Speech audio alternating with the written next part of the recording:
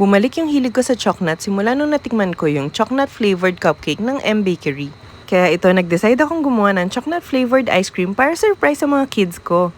Super easy lang, kailangan mo lang i-chill yung 1 box of Nestle all-purpose cream and then whip using a food processor. Add condensed milk, depende kung gaano katamis mo gusto, and a few pieces of chocolate. Pagkatapos, transfer your mixture in a freezer-safe container. Mag-crush lang tayo ng konting chocolate for texture. Mga 2 pieces yung ginamit ko para isubmerge dun sa ice cream.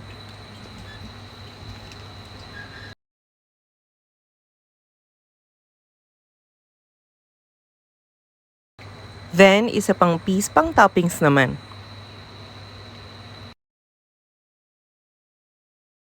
Then, ilagay sa freezer overnight. Yay! Our chocolate ice cream is finally ready. Ang dami-daming pwedeng paggamitan ng chocolate.